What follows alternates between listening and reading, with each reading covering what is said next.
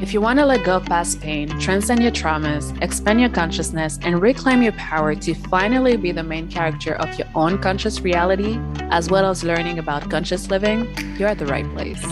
Welcome to Conscious Matters. It's a safe space where we chat about conscious matters, focus on self-empowerment, awareness, holistic wellness, and sustainability. Join me, Melissa DiBieri, for inspiring conversations with myself and some of the most beautiful souls out there. We expand on our experiences and share what we've learned along our healing journey to live in peace, harmony, and mindfulness on a daily basis.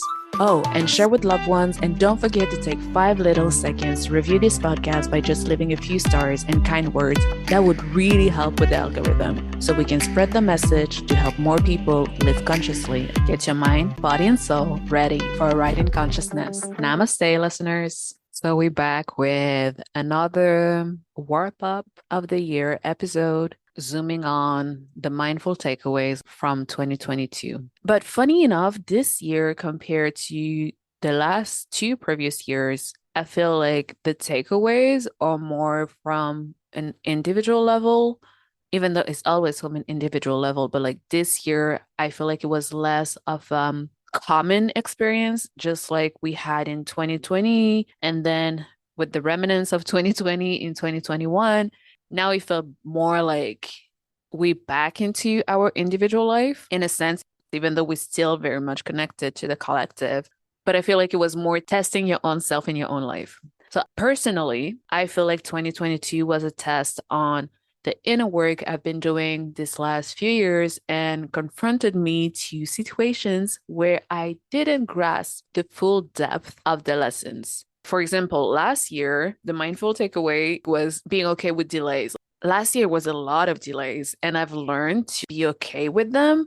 But this year, when I said last year was nothing went according to plan, this year is like absolutely nothing went according to plan. Even if I spent month deep thinking and preparing to the T, it was just not meant to be this year. It was not meant to be in the way that I've envisioned it to be, or not in the timeline that I've envisioned. So I had to catch myself to not stay into anger, frustration, sadness, disappointment, even if I did go through all of them, because I'm human. But after feeling my feelings, it helped me to go through tremendous growth in my approach in life, how I see things unfold, like what kind of outlook I decide to choose to have. I honestly thought I was at a good place internally, and I was, but there's still so much room for growth at any stage of our lives. And that in itself is truly magical. It's like a never ending process. This year pushed me through a whole other level in my own growth. And despite how hard it was also I'm so grateful I went through it, and I didn't go through the plan and the timeline that I gave to myself, because I've learned so much. So in this episode, I will go through the different lessons, or at least mindful takeaways that I got in 2022 that helped me change my outlook on life, what I've learned, and how it helped me deepen into my trust in life, in myself, in the universe, and in my path, and living in the now. So the first lesson, I would say, navigating the ebbs and flows of life. I think throughout the whole episodes that I've released this year, both here, like on this podcast and on the YouTube channel, I kept on talking about the ebbs and flows of life, because this was like literally what I was going through. That was literally the lesson that I was learning. So I might be repeating myself if you listen or watch the content that I shared about that. So before this year, I would be okay with the bad moments, or the more negative and not so glamorous moments, as I understood that a lot of things would go haywire. As much as there's good in this world, there's just as much bad, horrific, and traumatic things happening from both a collective standpoint, but also personal life standpoint. And that's life. That thing, like that concept, was easy for me to grasp because that's what I've always been confronted to. However, with this awakening journey, I really thought that now, if I can crack the code of our experience on this earth, I can fix everything that is not going how I like it to be in my life, everything that is not fitting the vision that I have of my life to be. Well, let me tell you, that was pure foolishness, pure foolish thinking on my part. It's not because we understand life concepts that it means that we can have everything going so well in our lives all the time. There will still be a lot of negative experiences we'll have to go through. The only difference is that thanks to our inner work, our mindfulness toolbox will have an easiness to navigate through them compared to before. I think generally 2022 taught me how to actually enjoy the process of life with the good and the bad. And also, I would even add to relax in the bad, negative, stagnant moments also in life, to really learn to enjoy the process of life. Because I feel like before it was more, I have this goal, I know these tools, so I'm gonna go 100 and it's supposed to work out because all of that, like the knowledge, the tools, the so on and so forth. Even though the results and the goals were not the main focus, but it was still like very present in my mind. Like if I do X, Y, and Z, I'm supposed to have result A. Like very logical, very rational. But now I'm like more, you know what? Before getting to result A, enjoy X, Y, and Z every stage, fully bask into it with the good and the bad, and not feel like when things are quote unquote bad, you have to fix them right away. Even like the negative feelings, be okay with feeling them and not bask into them, but spend a little time with them, understand them, so you can release them more easily, more where it will feel like less than you pushing them down, but more like you letting them come up, come up, come up, all the way for them to come out. So yeah, I'm in a mood right now. Even the end of 2022, like I've really been enjoying this process of life, this experiment of life, every single part of it. And it really is so much pressure, first of all. And second of all, is so much more enjoyable, so much more fun. Like it doesn't have to be that serious. Yes, healing is important. Yes, inner work is crucial, but healing is not your purpose. It's a mean to get to a healthier version of yourself, like hopefully a better version of yourself in the sense that is a version where you can like fully unleash your potential. Yes, it's a lot of seriousness because a lot of healing traumas, it's a lot of healing past experiences, it's a lot of having to face fears, it's a lot of obstacles and challenges and mindset work, but it's not supposed to be a punishment. It still can be enjoyable. It can still be fun. You can still take breaks into it. I guess that's what I've learned with the ebbs and flows and navigating the ebbs and flows. The second lesson is time. I think having a healthier relationship with time. I've learned to live in the right here, right now, something that I was not doing before, but I really strived to in the past, but I was still either in the future or in the past. I mean, I was, but like not consistently. And I feel like now is more like a consistent living in the right here, right now, even though it's not all of the time, of course, but it's still like much more than before, which makes me actually live life and take it for what it is. So letting go of this idea that I have any sort of control over time. I don't have control over time. And this is silly because it's supposed to be a given. We know we don't have control over time. But I think we grew up in a society where even like at school, having this schedule, like from this time to this time is that, and this day is supposed to be for school. In the middle of the week is for extracurricular activities, and then the weekend is for the Saturdays for this and the Sundays for that.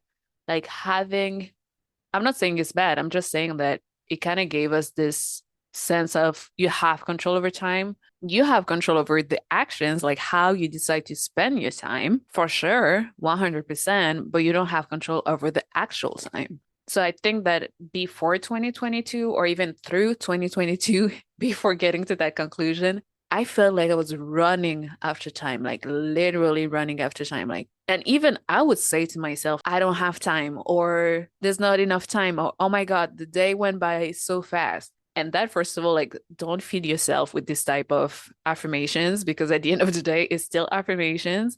And you're gonna start to believe it and make it your reality, and you will actually don't have time. So I started to focus more on my actions instead of cramming so many things in the same day, trying to be more intentional, first of all, in what I'm trying to achieve with the day, but also leaving a lot of room for adjustment and really believing that as long as I do my best and that I'm consistent, disciplined, and focused on my part, on my own part, it really is fine. It will take the time it's going to take, and I will be okay. As long as I focus on what I can, air quote, control, and I do my best with that, the timing is not my business. It shouldn't even be my worry.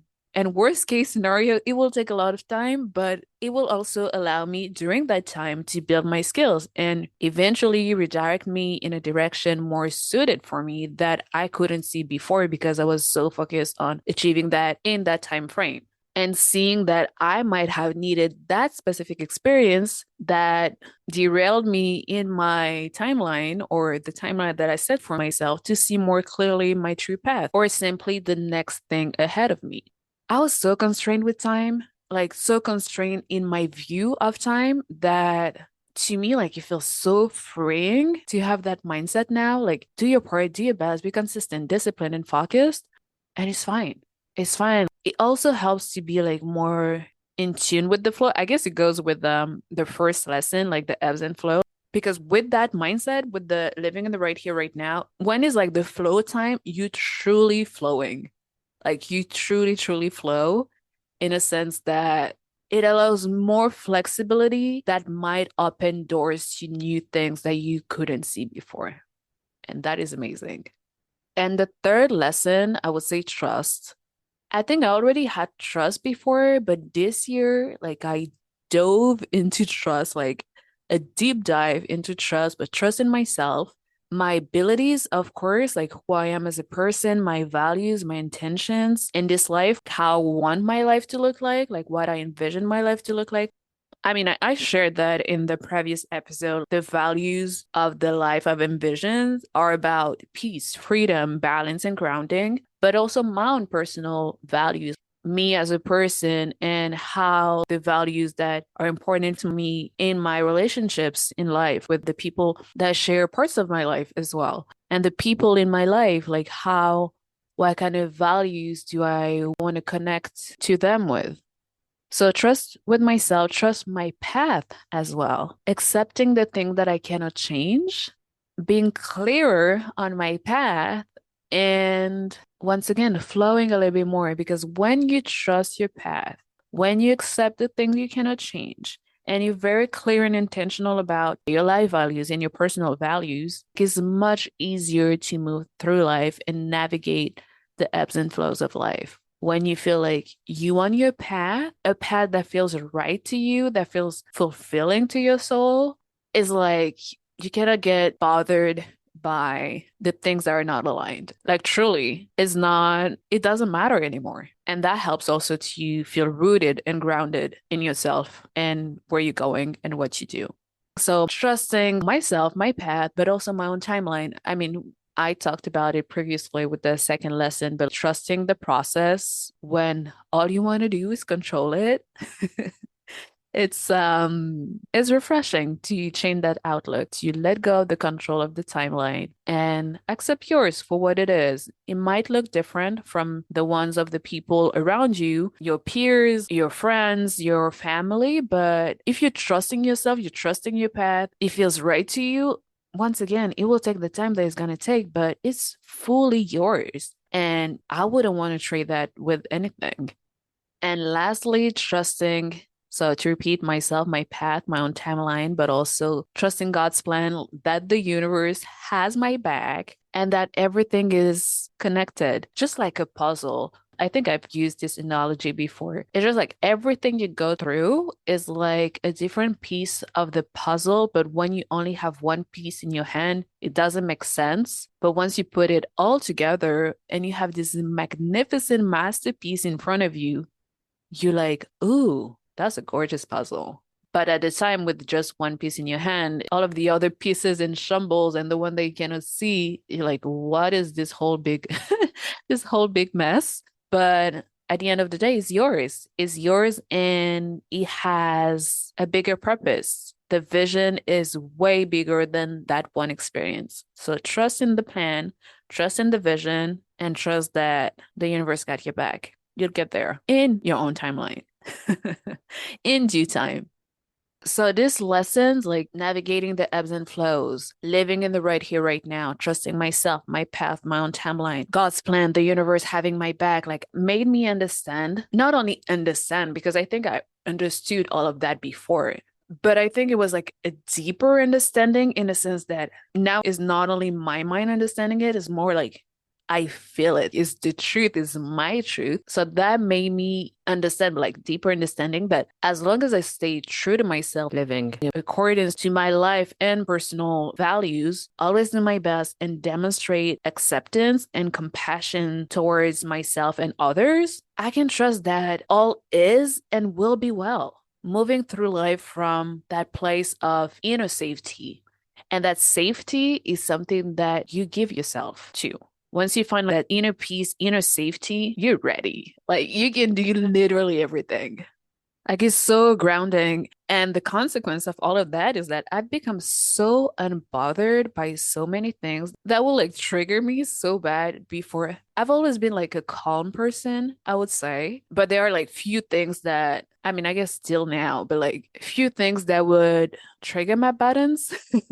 When now I feel like I'm even more at peace internally, yet daring, more confident, willing to try new uncomfortable things and facing my fears. Like starting this YouTube journey, facing my fears of being seen, of being judged, of taking space. But the other side of the coin is like, even though they fear, there is like, since I have this groundedness from the lessons that I've stated before, it's like I don't care either.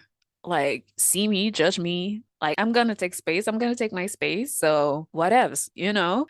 Even though it's still somewhat uncomfortable, but I'm much more comfortable in that uncomfortability. I would have never thought that would be possible, but it is. And it actually became fun. I embrace being a beginner over there, learning new skills, being okay with the fact that it won't be perfect. And from my huge perfectionist past, that's big for me, that's huge for me, letting go of control of the outcome since I can only do my part and not how it's going to be received.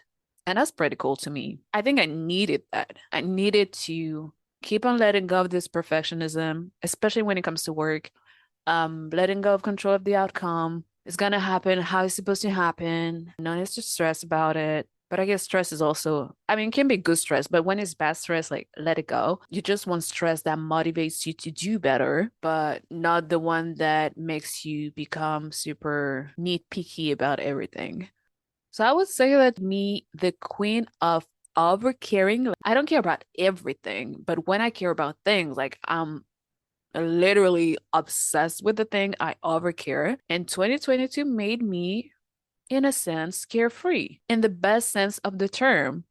I didn't even realize that I needed that. Like I needed to be a little bit careless. Or maybe not careless, but like more carefree about certain things, paying no mind to the ebbs and flows of life, as I know now that they're temporary and I have the necessary tools to navigate them the best way, paying no mind to the timelines that aren't mine to begin with, embracing how things unfold in my own life, enjoying the present moment, one experience at a time, which will eventually forge the future, like this big vision. Paying no mind to results, to do my part and leave the rest, doing things for the experience of it, enjoying the process instead of wanting a certain outcome out of it. Once again, even though it's not and it's never been, I think, the primary motivator for me, but it was still like, if I do that, I will get that. So letting it go completely, transforming goals into intentions and hoping the results will happen, because at the end of the day, I think it's important to have a vision and have goals, or I would say like intentions now more than goals, because it's important to do stuff not just for the sake of doing stuff, but also for, yeah, to carry out a certain intention. But now I think the difference is that instead of reaching that specific goal, I'm hoping the results will happen, but I'm not attached to it or to them anymore. If it happens like that, amazing. That's great. If it doesn't, it doesn't. Let's move on to something else. Maybe it's time to adapt it or change it or to do something different. So focusing on the journey to manifest that intention instead of going backwards, like starting with the goal and not the journey. Paying no mind to getting to the goal right away because no one has ever done things perfectly in one go. Even those who seem to have, they haven't. Everyone has a failure story. You, me, even the person who is critically acclaimed, everyone. But keeping that mindset of trusting that I'm going to be okay either way. As long as I'm enjoying the journey, doing my best, and being intentional, it's fine. Paying no mind to judgment of my own and of others on who I am in my life. I think that comes with age too. The more we experience life, the more we get clearer on our priorities, first of all. And second of all, we become more sure of who we are, even though, of course, there's always room for growth. But our core being, our essential qualities and characteristic traits, when we're more sure of them, it's easier to not be so judgmental of ourselves and not taking other people's opinions of us as the truth, taking them personally because it has nothing to do with us. I mean, most of the time, if you like not hurting anyone, if you being a respectable person, this is not your business. So fully releasing expectation that I have on myself and others on me doesn't mean, of course, that I don't have goals and intentions and high standards for myself anymore. I very much do still, but I'm not basing my well-being on the achievements of my goals. If that thing fell, it's fine. If people judge it, it's fine. If I judge myself, I don't care. If I receive backlash, I don't care because I'm okay and will be okay either way, achieving these goals or not. I can only do my best. I guess even though I was aware of that before, I understood that, but I don't think I fully integrated that in me, in my life, in my outlook on life. I guess it was the remnants of toxic productivity still messing up with my outlook on life. Oh, and also letting go of expectations that I have of others, giving them more space to show me who they are and what they're willing to give to me, our relationship, and what they're willing to receive from me and from our relationship. Oftentimes, especially with long-term relationships like romantic, family, friends of years and years, we treat them, or at least we still see them in most part as they were back then when we met, not fully taking in consideration their own growth or lack of it for some. So taking in consideration the different stages they're in right now, because they're also navigating the ebbs and flows of their own lives. So yes, giving more grace to myself, but also to others. So this year I've learned to, I mean, I've talked about that before. I did a whole episode on releasing attachments. But once again, I think I was aware and understood the concept and I started to practice it. But I think I was still at the germing stage of integrating it in my own life. And now I feel like now it's integrated much more deeper than before. So this year I've learned to release attachments even more than before and being more mindful of everything I stated in this episode, like today, like everything that I talked about, and put that also in my relationships, like giving them more grace, more patience, yet still taking the weeds out when necessary. To put it in a nutshell, I think 2022 was my year of trust, of acceptance to allow me to be more balanced, more peaceful, and the surprising element, more carefree. Or actually carefree because I don't think I was carefree at all before. So now, yeah, being more carefree, thinking about it is quite liberating, to be honest, making room for more clarity on the essentials, like the essential elements in my life, or what I fully take as priorities in my life.